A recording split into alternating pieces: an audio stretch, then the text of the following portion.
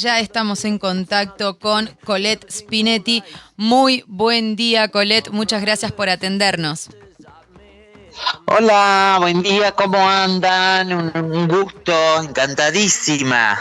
Ya somos íntimas. Exacto, eso mismo, ya somos íntimas, acabamos de compartir solamente el inicio de este tremendo texto que compartías en Piel Alterna, La voz detrás del silencio. Ah, Y en este mayo de la sí. memoria, Colette, queríamos hablar un poco sobre qué ocurrió con la población trans durante la dictadura, cuál fue la situación y cuál es hoy, después de todos esos años, la situación respecto a ese tema. Bueno, mira, primero que nada, decirte que, bueno, en dictadura, el gobierno militar, ah, este, bueno, había promulgado un edicto que era el edicto de racias, ¿no? Uh-huh. Amparados en esto, el edicto de racia permitía llevar detenida a toda aquella persona sospechosa, pero además también el edicto de racia permitía llevar presas a todas las personas afeminadas, los varones afeminados, si encontraban, yo que sé, 3 o 4 varones reunidos en una esquina y se les antojaba que era efeminado, bueno, ya lo llevaban presos. Y por supuesto a las personas trans, ¿no? A los travestidos, dice el edicto. Esto llevó a una cantidad de, este edicto de racia cayó en desuso, pero se derogó, no sé cómo se dice jurídicamente, recién en 2005, o sea, hasta el 2005 te llevaba presa, ¿no? Podían, sí, debo decir que cayó en desuso, ¿no? Pero hubieron casos, entonces, pero hubieron casos hasta 2005, por más que sean aislados. Sí, hubo casos, sí. En especial a las compañeras trans trabajadoras sexuales. Por eso ese artículo mío ahí en la revista, que es como un homenaje a todas esas mujeres trans olvidadas, ¿no? Que no sabemos sus nombres, que apenas sabemos su apodo, yo qué sé, no sé, pero yo qué sé, la Carla Oso, la Sara Caballo, la Marcela Lafina, son como los nombres y los sobrenombres de aquellas mujeres que, bueno, tenían como destino el trabajo sexual y obviamente a través de la silicona industrial, lo que se conoce como aceite de avión, se modelaban su cuerpo y se paraban en boulevard. Esas mujeres tuvieron una historia de constante violencia y de constante estar presas, ¿no? Eso que yo digo ahí en el artículo, de correr con los tacos, ¿no? Y esconderse en los jardines de esas casas que nunca sería de ellas, ¿no? Eso era real, ¿no? Porque las compañeras eran llevadas presas, las racias las levantaba, eran llevadas presas y bueno, y estaban entre 24 y 48 horas presas, o en jefatura, en el patio de jefatura, al frío, al sol, imagínate en invierno, y también lo que cuentan ellas de su historia de vida, ¿no? Ellas te dicen, bueno, nosotros salíamos porque nos levantaba orden público, que se llamaba en aquel momento. Salíamos, nos liberaba orden público, íbamos por la esquina y nos levantaba investigación, 48 horas más. Salíamos de investigación y íbamos por la esquina y nos levantaba, yo qué sé, narcóticos. Siempre había una sección diferente de la misma institución policial que las levantaba, porque muchas de ellas fueron presas por estar ejerciendo el trabajo sexual, no por estar ejerciendo el trabajo sexual, por estar travestidas, por estar travestidas y, espérate que corto porque me estaba entrando otro llamado, por estar travestidas eran llevadas presas, pero muchas eran llevadas presas porque a las 2 de la tarde iban a la panadería a comprar el pan. Claro. ¿No? obviamente un cuerpo con senos, con pelo rubio, con pelo largo, y va para adentro, ¿no?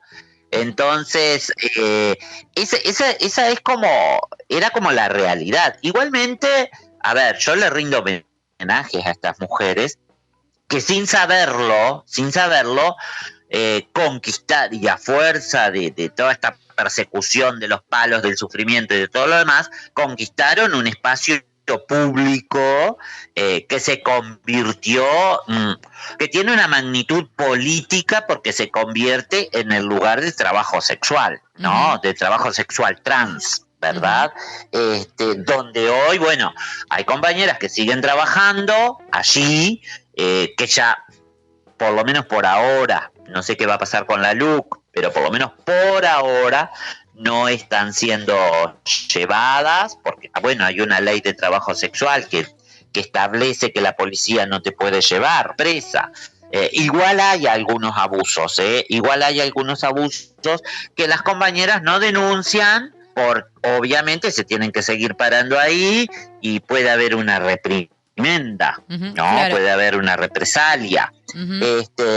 Y bueno, pero estas mujeres conquistaron ese espacio, ¿no? Y hoy, bueno, hay muchas compañeras trabajando ahí, en ese espacio, como en el Prado, como en el Parque Roosevelt, muchas compañeras trabajando allí y muchas extranjeras, esas extranjeras que, como yo digo en el artículo, vienen soñando con el paraíso, con que este país es el paraíso, y nada más alejado del paraíso que este país, ¿no? Si bien nosotros tenemos, siempre lo recalco, si bien nosotros tenemos un marco legislativo de avanzada en el mundo que reconoce los derechos, también nosotros tenemos una cultura patriarcal, machista, el avance de las religiones, la derecha política, que lo que hace es reprimir todo lo que está en la ley, ¿no? Es decir, yo qué sé, desde el gobierno, por ejemplo, y eso está en la ley de presupuesto para quien lo quiera ver, ¿no? Se bajó dinero para la salud, por lo tanto, están empezando a escasear, por ejemplo, los tratamientos hormonales, no se están haciendo operaciones, que no tienen nada que ver con la pandemia, porque ahora te dicen que por un tema de pandemia, es por un tema de presupuesto, eso está establecido en la ley de presupuesto, se han bajado las horas de las trayectorias educativas que habilitaban a las personas trans a tener un acompañamiento en su trayectoria. Es decir, todo esto lleva a que la cultura social, ¿no? Más allá del marco legal, que la cultura social sea una cultura conservadora, una cultura represiva, una cultura que juzga, una cultura que critica, que seguimos utilizando mecanismos de valores, mecanismos lingüísticos que tienen que ver con la discriminación y todo eso. Entonces, volviendo al tema, la situación de las compañeras trans durante la dictadura e incluso en los primeros gobiernos democráticos fue una situación bien difícil de violencia extrema, ¿no? De violencia extrema. Sabés, Colette, que también entre lo que hemos leído y personas con las que vamos a estar hablando también, vamos a hablar con esas mujeres que después de muchos años se animaron a denunciar desde la perspectiva también de género, abuso, violencia, violaciones, ¿no? Durante la época que estuvieron presas. Y quería saber con el colectivo trans, ¿qué ha ocurrido? ¿Se ha podido realizar alguna denuncia? ¿Hay datos? ¿Qué información hay de lo que pasaba con les trans en época de dictadura? Bueno, mira, ahí nosotros tenemos una gran dificultad. De hecho, hace un tiempo me llamó un investigador de la universidad porque se está queriendo como relevar justamente esto, ¿no? Las personas trans que estuvieron presas en dictadura por su ideología política, ¿no? Ujú, Esa variable, ¿no? Esa arista. ujú. Y vos sabés que no tenemos registro, porque obviamente no había registros, pero tampoco tenemos, digamos, como una literatura oral, ¿no? Que nos permita saber por lo menos de un caso de alguna compañera trans que estuvo presa por su ideología política, Ujú. ¿no? No lo tenemos a ese. Hay mucho miedo, o sea, las personas que vivieron esta violencia, y eso vos lo ves, ¿no? En las compañeras más viejas, digamos, las personas que vivieron, las pocas que quedan, ¿no? Las personas que vivieron esta violencia les cuesta mucho hablar. Y en el momento que te van a hablar, que te van a decir alguna cosa, sienten todavía como el miedo, ¿no? Eso queda en la cabeza, siente el miedo. Entonces no hay como, ya te digo, no tenemos datos, por lo menos de una transmisión oral de alguna persona trans que haya vivido esto. Ujú. Eh, y, y además de eso, si supiéramos, yo no sé si esa persona se animaría a denunciar o se animaría a revivir todo eso tan traumático.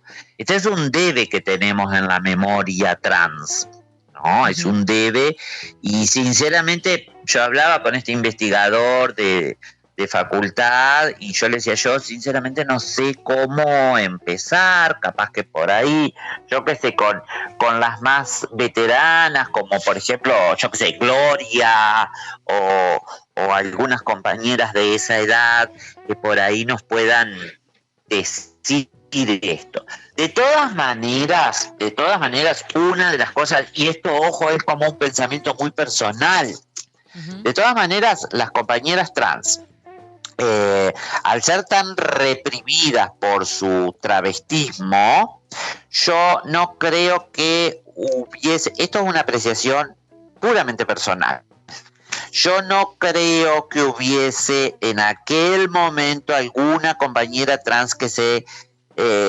militara en política, que se interesara por política, porque en realidad el objetivo era comer. Ujú. El objetivo Claro. era tener una pieza en una pensión, Y no había espacios ¿no? tampoco brindados para, por ejemplo, invitarlos a militar tampoco. ¿No? Sí, mira, si hoy, yo que fui una militante activa de la política, si hoy el espacio es súper machista en cualquier partido político, súper machista, súper violento, imagínate en aquella época que ni siquiera las mujeres estaban visibilizadas en la política, salvo la querida Alba Roballo y alguna otra por ahí. Ujú. Sabés ¿Me que entendés? hoy temprano hablábamos con Sol Pitau también porque lo que pasa con la población trans, que viene de muchos años, que ya antes de que ocurran las dictaduras ya estaba atravesada, ¿no?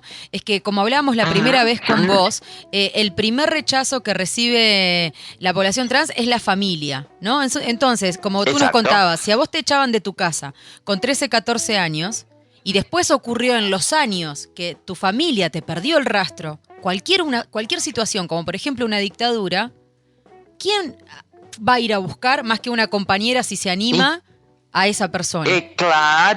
claro. Y si la iba a buscar una compañera, terminaba presa también. Ujú. ¿Me entendés? Entonces, yo no sé, sinceramente no sé esto que te digo, ¿no? Yo no creo que hubiese espacios políticos para personas trans. Por ahí, ponele, y esto lo estoy pensando como en voz alta, ojo. Por ahí, ponele, pudo haber algún caso de que, yo qué sé, sos familiar de alguien que es preso político, o yo qué sé, o tu pareja estaba marcada por su ideología política, no sé, capaz que habría como que mirar por esos otros lugares, pero específicamente una persona trans, una mujer trans, porque en el momento eran todas mujeres trans, una mujer trans presa política por su ideología política, a mí me resulta como difícil, ¿no?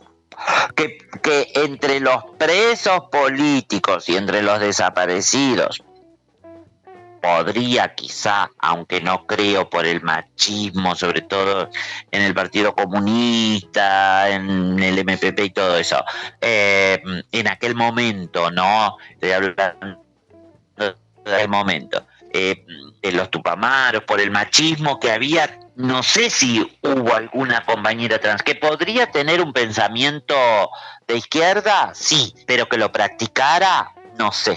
No lo sé, porque no había espacios.